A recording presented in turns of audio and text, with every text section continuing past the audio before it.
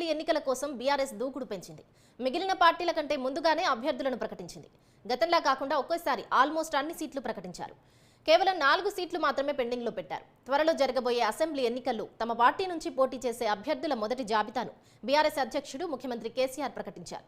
అభ్యర్థుల్లో పెద్దగా మార్పులు చేర్పులు చేయలేదని, కేవలం 7 స్థానాల్లో మాత్రమే అభ్యర్థులను మార్పు చేస్తున్నట్టు తెలిపారు. 4 స్థానాలకు అభ్యర్థులను ప్రకటించలేదు. నర్సాపూర్, నాంపల్లి, జనగాం, గోషామహల్ స్థానాలకు అభ్యర్థులను ప్రకటించకుండా అలానే ఉంచారు. ఉప్పల్, బోధ్, ఖానాపూర్, ఆసిఫాబాద్, వైరా, వేములవాడ, కోరుట్ల సిట్టింగ్ అభ్యర్థులను మార్చారు. ముఖ్యమంత్రి కేసీఆర్ కామారెడ్డి, గజ్వేల్ నుంచి బరిలోకి దిగనున్నట్లు తెలిపారు.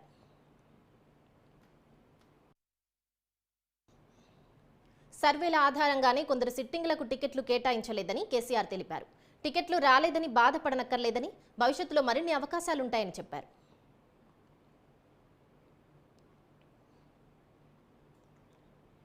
మొత్తం 119 స్థానాలకు గాను 115 స్థానాలకు కేసీఆర్ అభ్యర్థులను ప్రకటించారు. సామాజిక సమీకరణ ప్రకారం చూస్తే ఓసీలకు మొత్తం 58 సీట్లు, బీసీలకు 23, ఎస్సీలకు 19, ఎస్టీలకు 12 కల్పించారు. వీటిలో అత్యధికంగా రెడ్డి వర్గానికి 40, వెలమలకు 11, కమ్మ సామాజిక వర్గానికి 5, ముస్లింలకు 3 కేటాయించారు. మొత్తం 115 మందిలో 7 మహిళలకు అవకాశం కల్పించారు. మరోవైపు టికెట్ల ప్రకటనతో ఆయా అభ్యర్థుల అభిమానులు, నియోజకవర్గాలకు చెందిన పార్టీ శ్రేణులు సంబరాలు చేసుకున్నారు. టపాసులు పేల్చి స్వీట్లు పంచుకొని సంతోషాన్ని పంచుకున్నారు. తమ అభ్యర్థులను మరోసారి బంపర్ మెజారిటీతో గెలిపిస్తామంటూ ధీమా వ్యక్తం చేశారు. Khanapur, Asifabad, Wyra, Metpally Korutla assembly constituency and Uppal assembly constituency ఇక్కడ హైదరాబాద్లో ఇవి మాత్రమే మారినాయి. ఓన్లీ 7 చేంజెస్ ఉన్నాయి.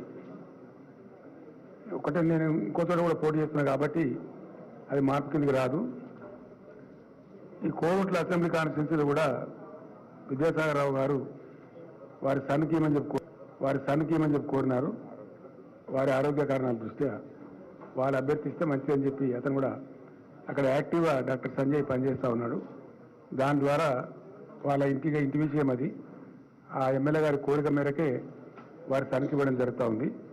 మిగతా అన్ని కూడా పాత ఒక 4 చోట్ల కొత్త ప్లేసెస్ ఉన్నవి. నాగజ్యోతి అభ్యర్థి president Mulugu ZP chairman, Mulugu నియోజకవర్గం నుంచి వారు పోటీ చేస్తారు.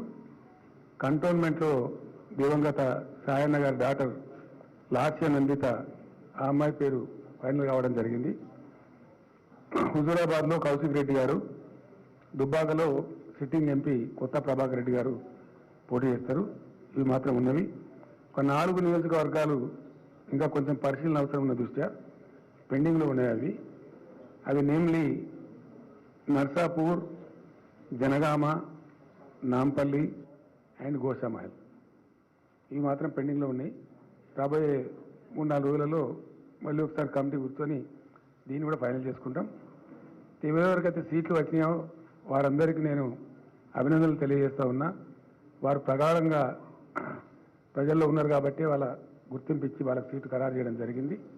వారు అద్భుతమైన విజయం సాధించాలని చెప్పి నేను నా ఆశీస్సులు కూడా అందజేస్తూ ఉన్నా. నేను ఆకాంక్షిస్తూ ఉన్నాను. రాని అభ్యర్థులు ఎవరైతే ఉన్నారో, పార్టీ అంటే చాలా పెద్ద సముద్రంలా ఉంటుంది. మల్టిపుల్ అవకాశాలు ఉంటాయి. రానంత మాత్రాన చిన్నబుచ్చుకొని హడావుడు పడి భవిష్యత్తును పాడు చేసుకోవద్దు. మీరు పార్టీలోనే ఉండండి, అభ్యర్థులను గెలిపించుకోండి. తప్పకుండా రాబోయే రోజులలో మీకు కూడా అవకాశాలు వస్తాయి. మంచి అవకాశాలు కూడా వచ్చే ఆస్కారం ఉంటుంది. అంటే మొత్తం రాజకీయ జీవితం అంటే ఓన్లీ ఎమ్మెల్యేనే కాదు, ఎమ్మెల్సీ అవకాశం ఉంటుంది, రాజ్యసభ అవకాశం ఉంటుంది, ఎంపీ అవకాశం ఉంటుంది, చాలా జిల్లా పరిషత్ చైర్మన్లు అయ్యే అవకాశం ఉంటుంది.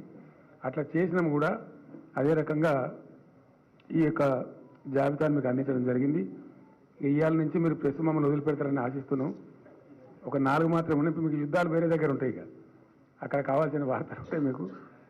మేము ఎందుకంటే ఫీల్డ్లోకి వెళ్ళిపోవాలి కాబట్టి ఈ నిర్ణయం ఈ విధంగా తీసుకోవడం జరిగింది.